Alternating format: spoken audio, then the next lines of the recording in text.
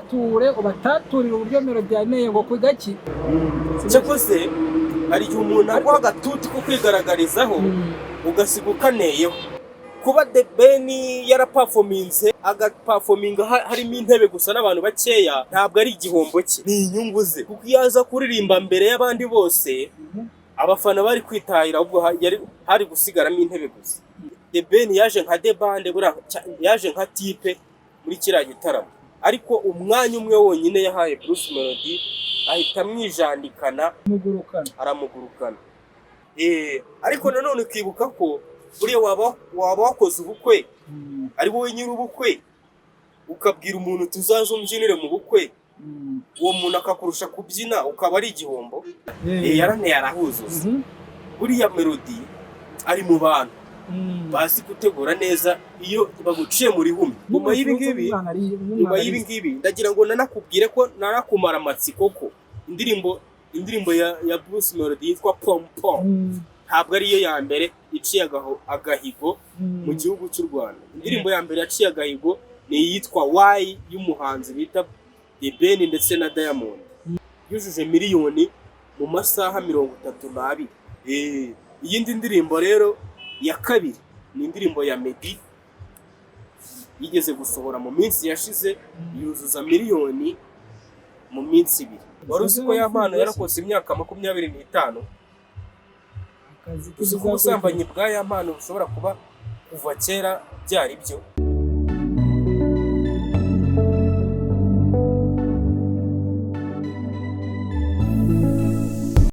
Nta kibazo ariko nta kintu bitwaye, n'undi yaba siwe yaza akansimbura. Yagusimbura, ariko tujye tubigira ibanga. Buzungiye ko ndi CEO ko ntajya mbivuga w'ahantu runaka.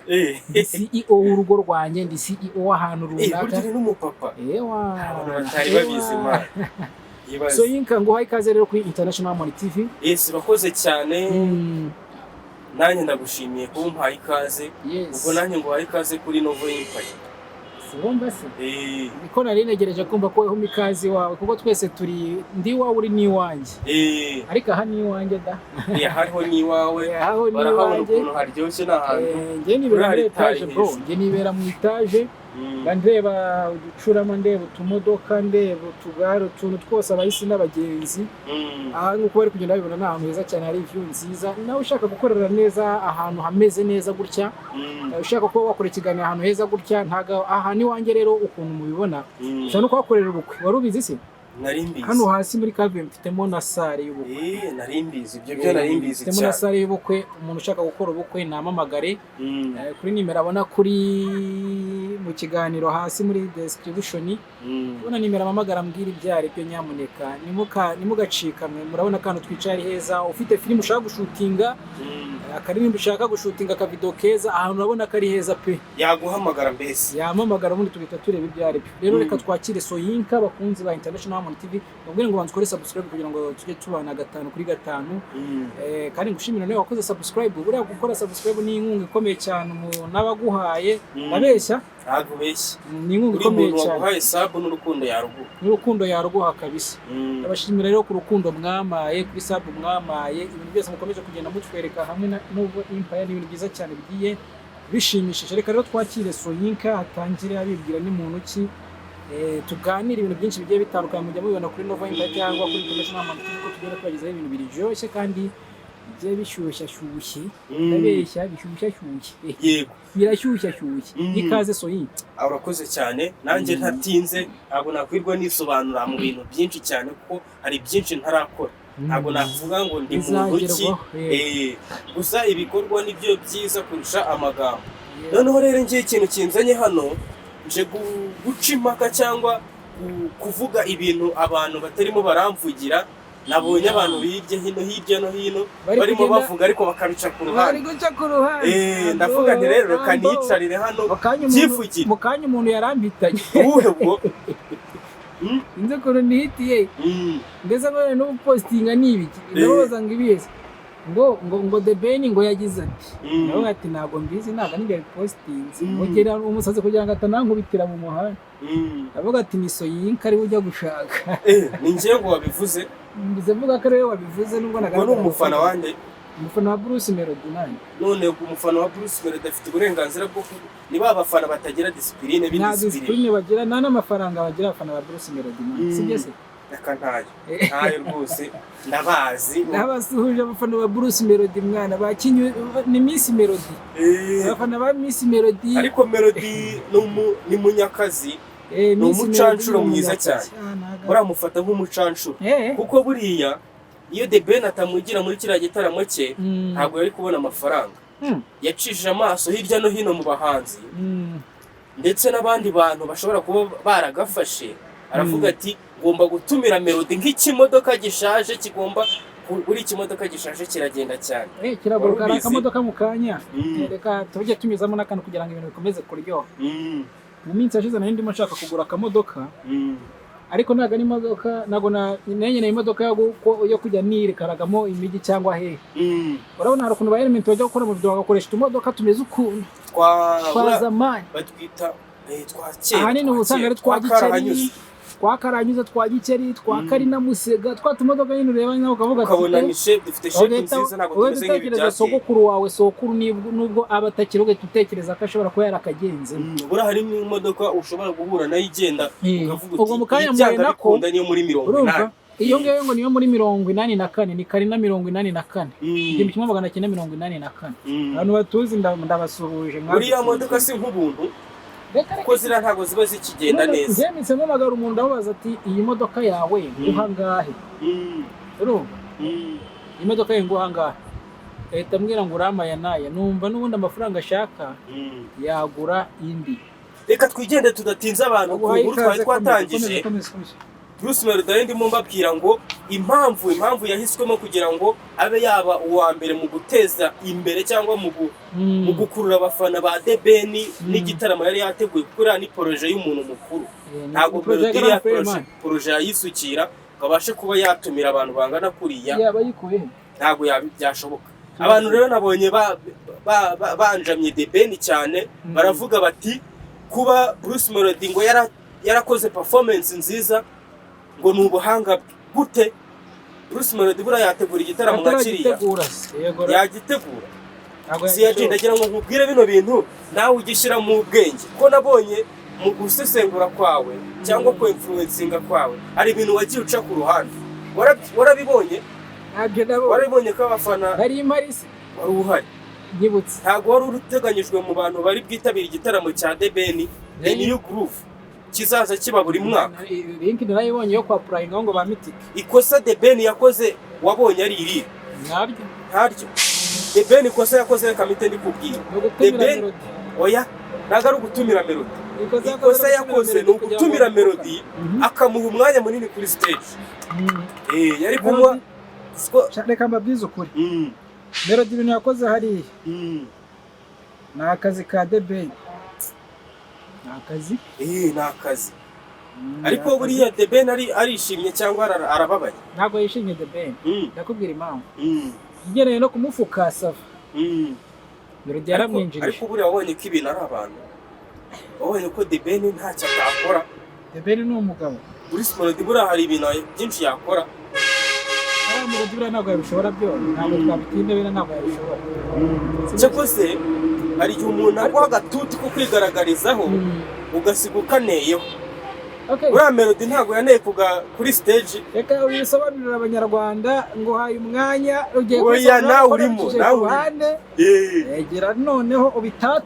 ubataturire uburyo Melody yaneye ngo kugaki ku gakote cyangwa kuri stage aneye he kuri stage reka dusobanure mu buryo bwiza yaraneye arahuzuza buriya Melody ari mu bantu basi gutegura neza iyo baguciye muri humye ntabwo ibintu ndi kuvuga ariko uri kuntega amatwi nta muntu guteza ko nibyo nshaka kunyunganiraho bahanga ndakunganira nari ndimo mbabwira nti ibintu Bruce Melody yakoreye The Ben ewana kumwe yavugaga ngo ndamukubita akanyafu kunda ntabwo yamukubise akanyafu kunda cyangwa yamukubise umwase ni ukuvuga ngo yamukuyemo n'ipantaro amukubita umwase ku kibuno nabonye televiziyo The Ben yakoze yisobanura avuga ati ngo umwanya nahaye Melody nibeshyaho amasaha yari yamuhaye yari yakomeje aba menshi. Uribuka ko Melody ya performinze yamara guperforminga agahita aporojegita umushinga wo mushyashya utaruzwi mu banyarwanda, indirimbo yari afitanye n'umuhanzi bita Diamond Platnumz ndetse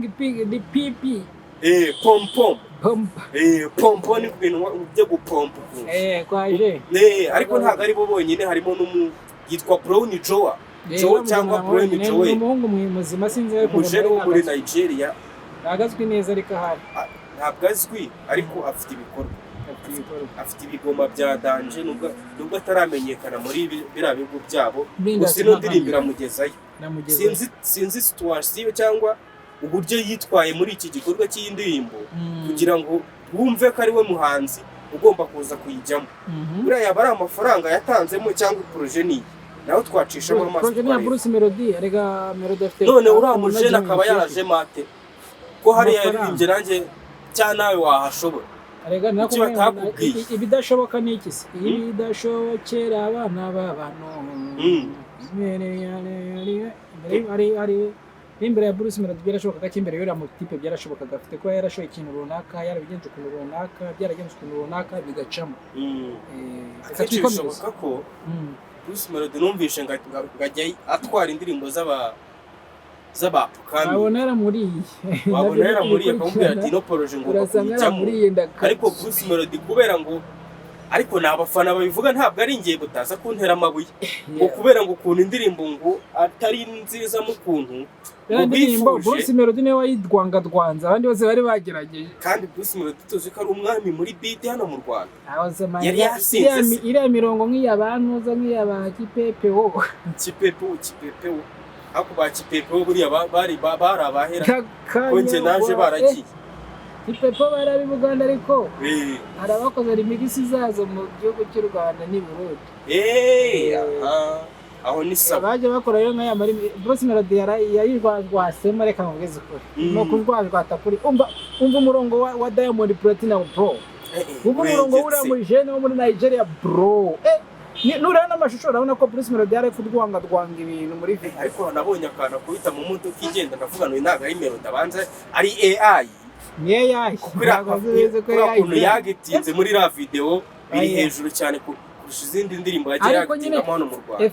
Ereri ya danje Melody aba yabidwangadwanze, ariko nawe ntabwo bajya basha kugenda muri ahita ziririmba Kinyarwanda bimwe bye. Ko numva ushobora kuba uri umwanzi wa Melody mu bimbere, ndamukunda none kuri muragenda ureba amakosa utari kureba ibyiza, utanenze ntabwo babasha kwitokora. Muzo muri ndimbo mva undi wabidwangadwanze nka Bruce Melody, cyewe nshobora kuvuga ngo ni byiza bitewe n'ukuntu numva ameze cyangwa bitewe n'umuziki nkunda ubwoko bwabo, ariko numvisha abaproducer ndetse n'abandi bantu bakurikiranira ibya hafi mu muziki baravuze bati iyi ndirimbo ifite sound international.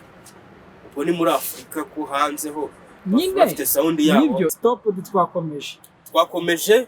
Yes, twakomeje. Ubwo turacyabwira abantu ukuntu igitaramo cyagenze ku bitaravuzwe, natwe tugira ngo dushyiraho akantu kacu. Nari ndimo nkubwira nti uramujene byagenze bite kugira ngo aze muri iriya ndirimbo. Uramujene mani nose ikigaragara cyo n'umustar kurusha na Melody, seriously oya ntabwo ari umustar kurusha Melody. Gute se channel ifite abasubscribers 20,000 y'umuziki kuri YouTube, akamurusha kuririmba wenda akavuga wabwa wenda aramurusha nta wambi ko ira beat Melody nyine ngo tuvuga yarabidwangadwanze, kandi aririmba verse ya mbere sha Melody no akaririmba verse ya mbere y'Ikinyarwanda bacyumva, ariko rwanda mu Kinyarwanda taba batari kuririmba ibishirimo no gucinga ha influencer kubera ukuntu babaye benshi barimo barakora AI yirandirimbo bagakorana bakazana na original ngo original ni AI. Kandi ibintu Bruce Melody byanga kuba yasohora indirimbo kazo ukavuga ngo ni mbi, ugomba kuvuga ko ari nziza, kuko ni ibintu biba bimeze bwo sibyo. Nazagira ukubeshya iyo ushaje bushaje niyo ugenda ubujegera. Ariko ujye tukunda gutanga ibintu bimeze nk'imigani, ariko ntuvuge abo iyo migani yerekeye. Iyo ushaje niyo ugenda ubyumva, nibyo ndi kuvuga. Iyo migani yanjye ifite ishingiro. Ubwo ninde ushaje akaba agenda akabyumva. Melody arashaje, amaze gusaza, amaze gukora. Ubona afite imyaka ingahe imbere mu miziki? 2. 2 yonyine? Umwe nako. Rero ni 26 gusa. Ubu na 7 ntawe uzaguhari. Ntawe uhari. Rero ni 25 sundi yararihe, waramubonye?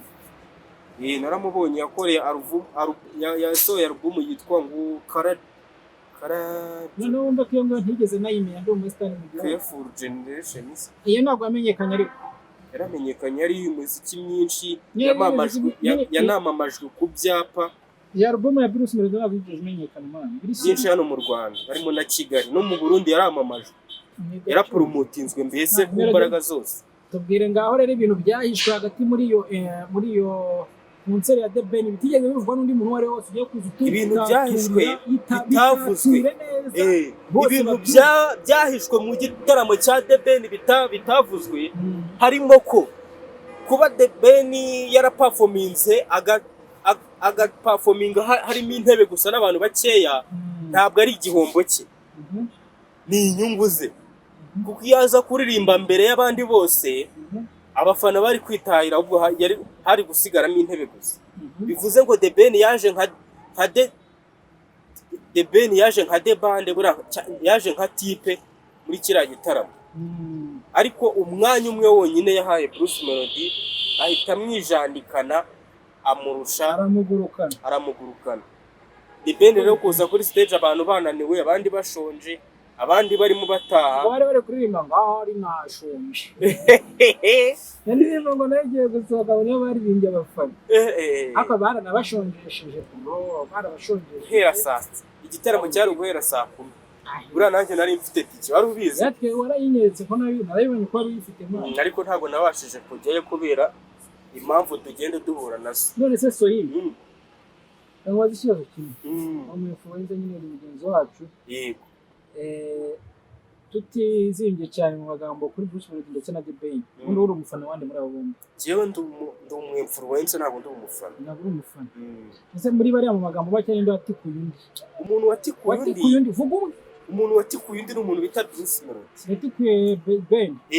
Ariko nanone ukibuka ko buriya waba wakoze ubukwe ari wowe nyiri ubukwe, ukabwira umuntu tuzaza umbyinire mu bukwe, uwo muntu akakurusha kubyina, ukaba ari igihombo? Ntabwo ari igihombo. Ahubwo buriya Bruce Melody ya performinga nabi, ubutaha ntabwo bari kuzamuha akazi ntabwo bamuhaye. Icyo kintu abafana banacyumve, akona akantu k'ubwenge ugomba gukuramo. Ubwo Bruce Melody ya performinze neza muri ya performance ya The Ben, icyerekana yuko ari munyakazi, ari umucancuro mwiza ukwiye kujya atumirwa ahubwo ahantu hose yahagera ubundi ibintu bikagenda neza cyane. Kuko ndongera mbivuge ko kira ni igitaramo cy'amateka, ira ni performance y'amateka itazongera cyangwa idashobora kuza kubaho mu buryo bworoshye hano mu gihugu cy'u Rwanda. Si Melody ya buri kinga ategura zira concert mu umuntu umwana ufana na Bruce Melody, buri kinga ategura zira concert. Niyo koko umwemera concert yatangiye gutegurwa mu kwezi kwa gatandatu. Yego. Wabonye ko The Ben nta indi ndirimbo yongeye gusohora. Ahubwo yateguye iriya ndirimbo bita Indabo Zanjye, agira ngo asubize umuntu bita Melody. Kandi iriya ndirimbo bivugwa ko yanditswe n'umuntu bita uriya murumuna we witwa Green, wahoze muri Tuff Gang.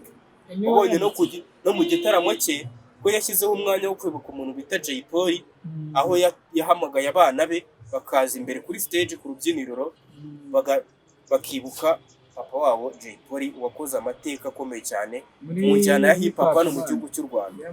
Yibuka n'umuhanzi bita Buravan nawe wakoze amateka, indirimbo ze na n'ubu ngubu ziracyumvwa. Umujene rwose wapfuye, uriya yapfuye mu ngano.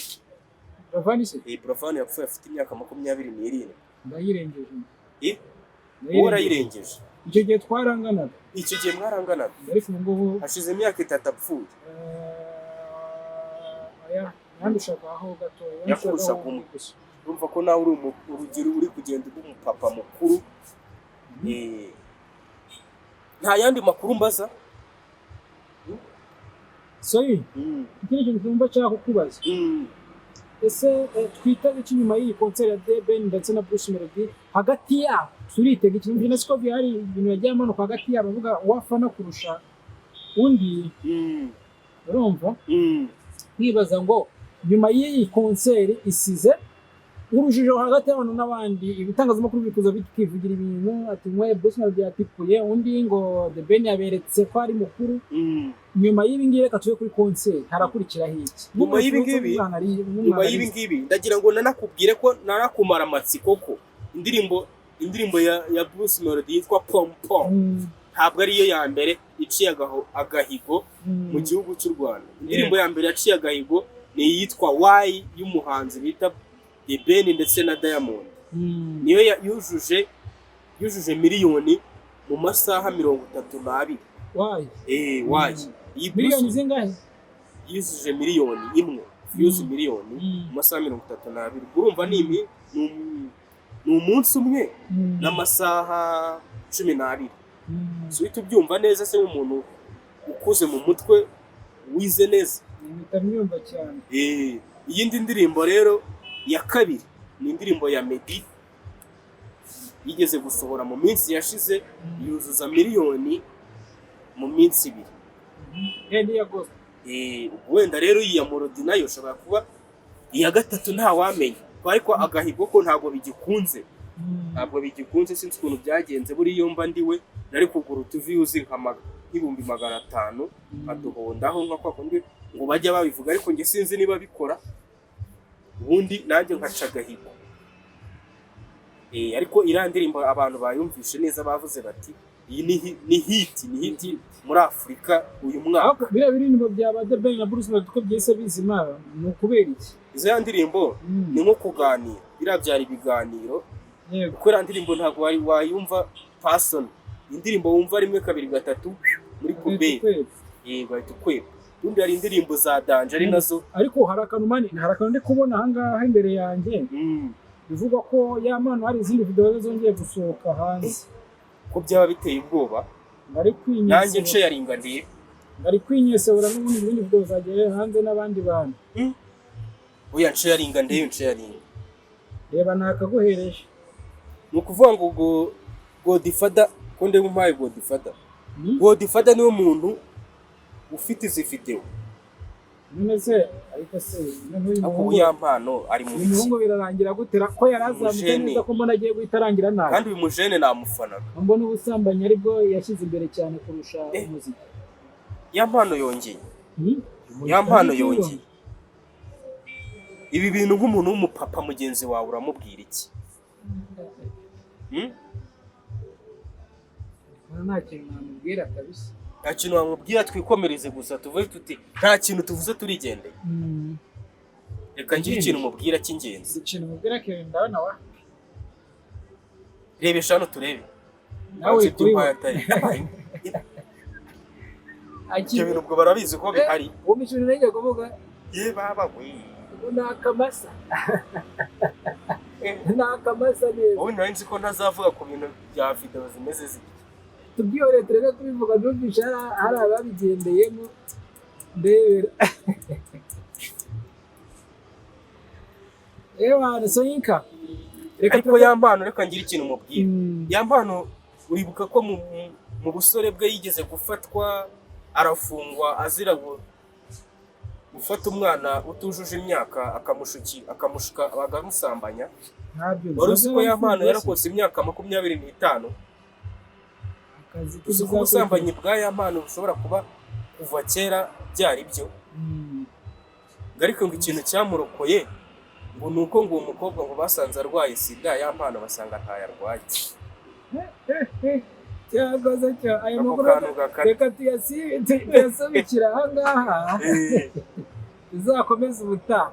Soyinka. Yego. Ndabona rero uri umuntu kabisa kubisesengura neza reka ngushimire. Uburyo watuganirije neza cyangwa uburyo waganirije abanyarwanda neza ni iby'agaciro. Kandi tunasubikiye inkuru ya The Ben ndetse na Bruce Melody kuko imaze kuba ndende cyane. Twitega iherezo ryayo turebe ngo se amaherezo yayo bizagenda gute. tubwira abakunzi bacu mwebwe icyo tubasaba no kudufollowinga mukanda subscribe kandi like ndetse na mukaduha na comment mugashare ibiganiro byacu niba mwabikunze nari kumwe na Soyinka Nathan nibyo Soyinka Nathan ariko mujye munyitira Soyinka gusa babihagije Novo Empire niyo TV ya Soyinka muyikurikirane channel nziza cyane igenda bagizaho update news samwe jya witureba izi video twabazaniye za Yamana ari kwinyesebara n'akandi gakobwa aka gakobwa noneho ko urabona gafite morale ziteye ubwoba gakobwa ko yagakwihemwa ya n'umugore ariko